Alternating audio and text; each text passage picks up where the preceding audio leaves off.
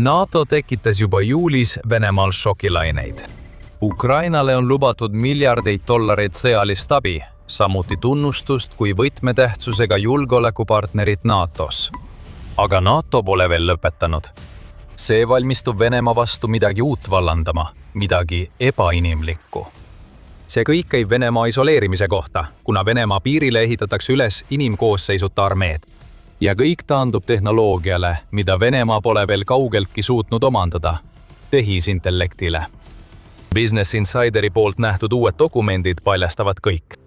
8. juuli raportis teatas väljaanne, et NATO idatiival Venemaaga plaanitakse ulatuslikku muudatust.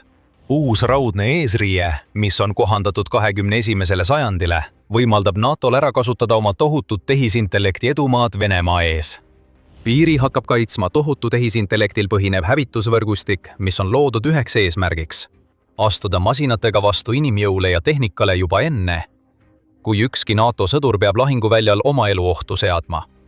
Selgelt inspireeritud Ukrainast ja selle pöörasest uuenduslikust lähenemisest Putini sissetungi tõrjumisel. NATO plaanib nii täiendada neid vägesid, tanke ja hävitajaid, kui ka minna neist kaugemale, mis tavaliselt moodustavad selle piiride kaitse. Et vallandada midagi, mida Putin ei osanud oodata ja millele Venemaal pole tegelikku vastust. Sellel projektil on isegi nimi. Idatiiva heidutusalgatus ehk FT. See nimi ei ole uus, kuid seni me FT kohta eriti palju ei teadnud. See vähene info, mis olemas oli, tundus üldine. Peaaegu nagu NATO liitlased ei tahaks liiga palju avaldada. Näiteks kirjeldab USA armee Euroopa ja Aafrika veebileht FT-d kui algatust, mille eesmärk on lüüa vastase massi ja hoogu madala hinnaga, kergesti asendatavate mehitamata süsteemide, tehisintellekti abil sihtimise ja kihilise kaitsega. See annab meile küll põhitõed, aga ei ütle eriti, milline see 21. sajandi raudne eesriie tegelikult olema saab. Missile Defense Advocacy Alliance ütles veidi rohkem, märkides, et idee on kasutada tehisintellekti otsuste tegemisel ning tagada, et liikumist idatiival, olenemata sellest, mis liigub, oleks võimalik tuvastada ja sellele reageerida. Aga nüüd teame rohkem. Business Insider ütleb, et NATO ebainimlik plaan on luua tohutu digitaalne lahinguruum. Võrkkandurite, droonide, satelliitide ja palju tähelepanu pälvinud tehisintellektiga töötab kõik koos, et jälgida Venemaa liikumisi NATO idatiival ning kui need liikumised suunduvad tiiva läbimurdekatsele, tagatakse, et reageeritakse nii, et Venemaa ei pääseks sügavale NATO territooriumile. See puudutab Venemaa isoleerimist, kaitstes samal ajal NATO sõdurite elusid. Ja kui teil on küsimusi, miks NATO seda tehisintellektil töötavat tapmisvõrku ehitab, siis nendele küsimustele vastatakse dokumentides, mida Business Insider nägi. Venemaad mainitakse nimeliselt. See kõik on seotud sellega, et takistada Putinil laiendamast oma meeleheitlikku katset muuta Venemaa kogu Euroopat ähvardavaks ohuks. NATO tapmisvõrk tugineb teistele idarinde programmidele, nagu näiteks Eastern Sentry Initiative. See on tugevdanud NATO 9 rahvusvahelist lahingugruppi idatiival, koos õhutõrje tugevdamise ja õhupatrullide programmide tõhustamisega. FT lisab uue tehisintellekti kihi. Kui see on kasutusele võetud, kasutab NATO sensoreid, et automatiseerida Vene liikumiste tuvastamist ja nendele reageerimist, teatab Business Insider. Reaktsioonid kõigele, mida Venemaa üritab teha, tulevad automatiseeritud ründedroonidelt, mis sihivad kõike, mis üritab NATO piiri ületada. Koos teiste relvadega, nagu kaugjuhitavad kuulipildujad tornid, mis on paigaldatud tõenäoliste sissetungipunktide juurde ja mis hävitavad Vene jalaväe. NATO nimetab seda tõkestusheidutuseks. Ja kuigi me ei tea täpselt, milliseid süsteeme NATO plaanib kasutada, ütleb Business Insider, et Palantir on väga tõenäoliselt seotud FT loomisega koos mitmete teiste lääne juhtivate kaitsetöövõtjatega. Nagu ütleb Major Matt Bluebar, kes on USA armee Euroopa ja Aafrika väejuhatuse pressiesindaja, ei asenda FT tanke, suurtükiväge, hävituslennukeid ega sõdureid. See on loodud selleks, et aidata säilitada nende lahinguvõimet ning anda komandöridele rohkem aega ja otsustuseelist. Teisisõnu, NIP seisneb selles, et esmalt kasutatakse Venemaa vastu tehisintellektil põhinevaid süsteeme ja seejärel laseb NATO kogu oma jõu valla. Tapmisvõrk, mis on täpne termin, mida Business Insideri nähtud NATO dokumendid kasutavad, ulatub kaugele ja laiale. See on aktiivne Soomest kuni Rumeeniani, mis tähendab, et see katab Balti piirkonna, Põhjamaad ja suure osa Kesk-Euroopast. Rindehiune ulatuses on 10 sõlmpunkte koos turvamehhanismidega. Kui üks sõlmpunkt langeb rivist välja, võtavad teised kohe selle funktsioonid üle. See on õudusunenägu Venemaa häkkeri armeele. Nad ei saa 1 või 2 sõlmpunkti rivist välja lüües nõrkust tekitada. Nad peaksid kogu FD välja lülitama ja see lihtsalt ei juhtu. See on eriti tõsi, kui mõistad, et need sõlmpunktid ei ole ainult maasensorid ja mõned kaamerad. Mängus on ka radarisüsteemid. Automatiseeritud luuredroonid on pidevas ringluses. Isegi maa-orbidil tiirlevad satelliidid jälgivad idatiiba. Ükskõik millist lähenemist Venemaa üritab sissetungiks kasutada, on olemas sõlmed, mis selle tuvastavad, ja need sõlmed koguvad pidevalt teavet. Kogu teave, mida need sõlmed koguvad, voolab ühtsesse digitaalsesse ökosüsteemi, mis sarnaneb Delta-süsteemiga, mida Ukraina on Venemaa vastu edukalt kasutanud. See süsteem näitab juba FD potentsiaali väiksemas ulatuses. Täielikult digiteeritud ja juba kasutab tehisintellekti otsuste tegemise kiirendamiseks ning tagab, et Ukraina sõduritel rindel oleks alati reaalajas ülevaade lahinguväljast.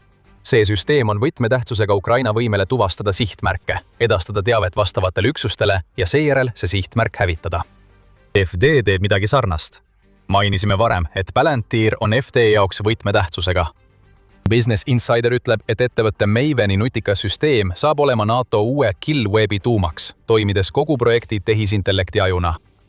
Pentagon demonstreeris selle süsteemi toimimist juba mais ning see tundub üllatavalt lihtne. Kui sihtmärk on tuvastatud, viivad vaid mõned hiireklõpsud sihtmärgi tuvastamisest tegevuskava loomiseni ning seejärel valitud tegevuse lõpule viimiseni. Kõik ühes süsteemis. Varem oleks see protsess võtnud tunde aega. Nüüd saab selle protsessi lõpule viia minutitega ning kui FD realiseerib oma potentsiaali, toetavad seda automaatsed droonid ja muud relvad, mis asuvad kohe rünnakule. RTX, Saab, Lockheed Martin ja Saksamaa Rheinmetall on kõik ilmselt seotud uue Killwebiga. Samuti Perennial Autonomy, mis on välja töötanud Miropsi tehisintellektil töötava droonitõrjuja, mis saab olema kinnitatud osa FD-st. Siin näeme me täielikku muutust selles, kuidas NATO läheneb oma idatiiva heidutusmeetmetele. See ei seisne enam jõudemonstratsioonis, et takistada Venemaad sisse tungimast. See seisneb selles, et reageerida kiiremini, kui Venemaa väed jõuavad reageerida, ja seda võimekust on vaja nüüd rohkem kui kunagi varem. Miks? Selgitame seda varsti.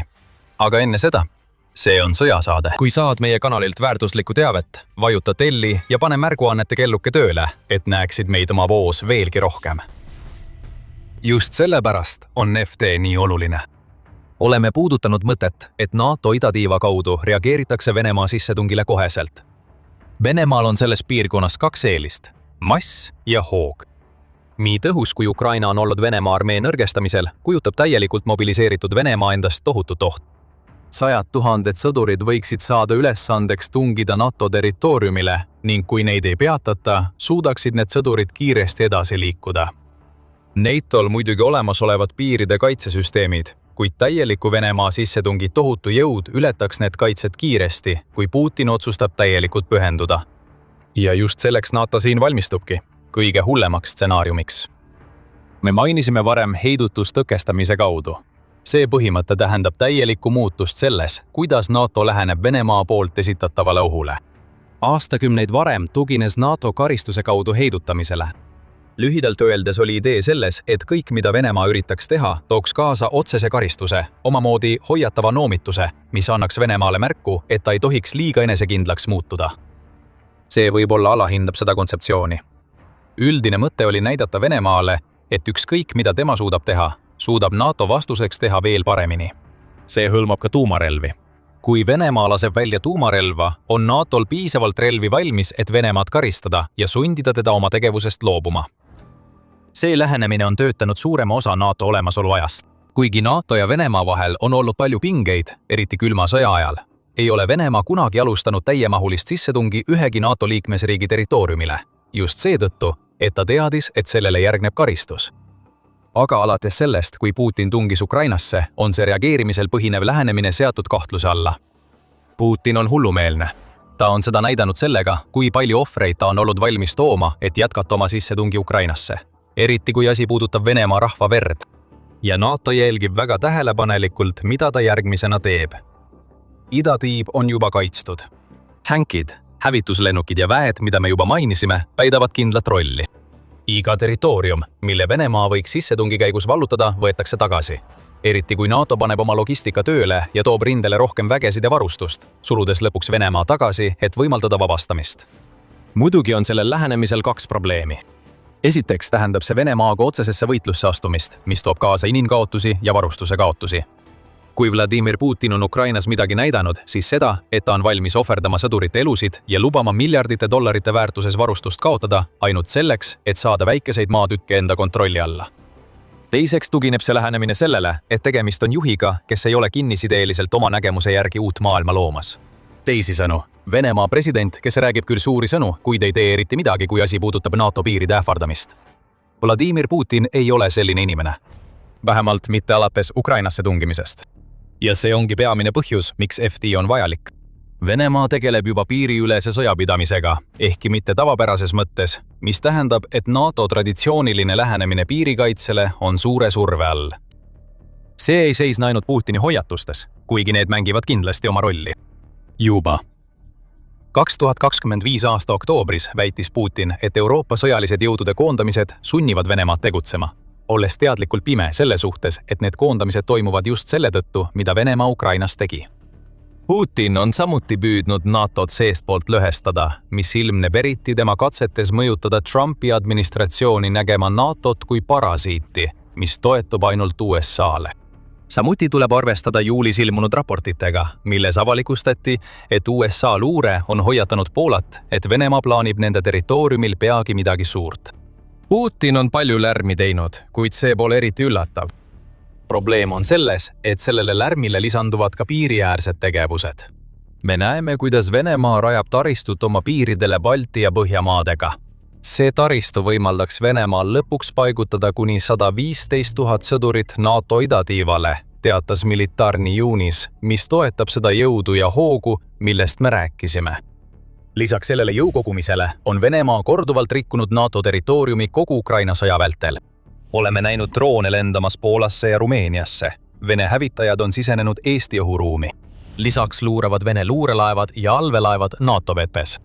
Ainult aprillis teatas Suurbritannia kuninglik merevägi, et nad avastasid Vene allveelaeva, mis tegutses Suurbritannia vetes ja nende ümbruses, ning nad pidid saatma laevu ja lennukeid, et anda Putinile teada, et sellist käitumist ei sallita. Mitte miski sellest pole juhuslik. See näitab, kuidas Putin nihutab karistuse kaudu heidutamise doktriini piire ja avastab, et tegelikult polegi eriti mingit karistust. Peale hukkamõistu ei näe. Me droone taevast alla lastaks või Vene sõjalaevu uputataks, kui nad rikuvad NATO vete piire.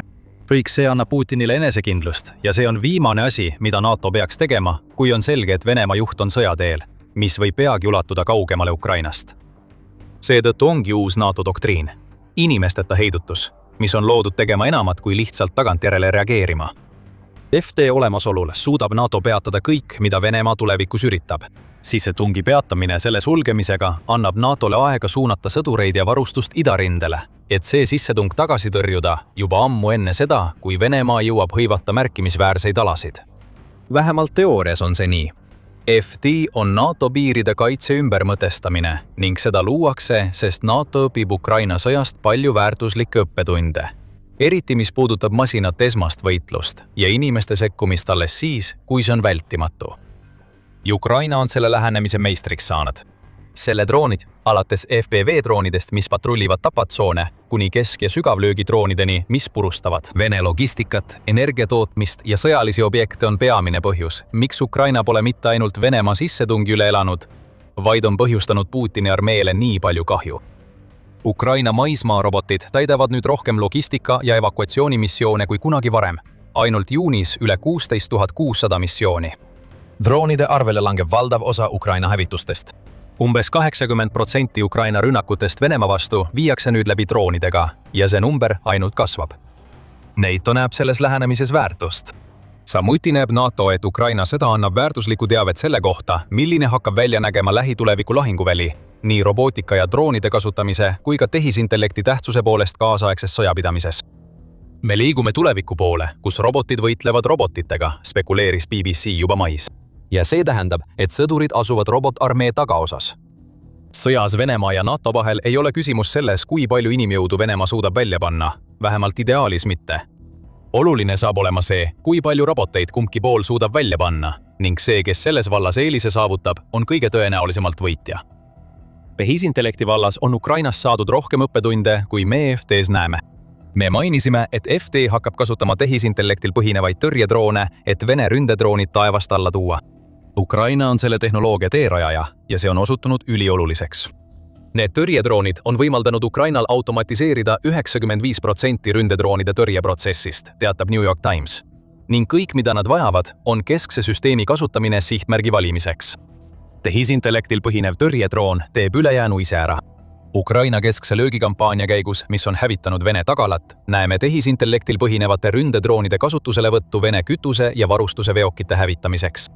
Üks neist droonidest, Hornet, on isegi loodud Ameerika Ühendriikide ettevõtte poolt, mis teeb peaaegu kindlaks, et sellest saab osa NATO tapmisvõrgustikust.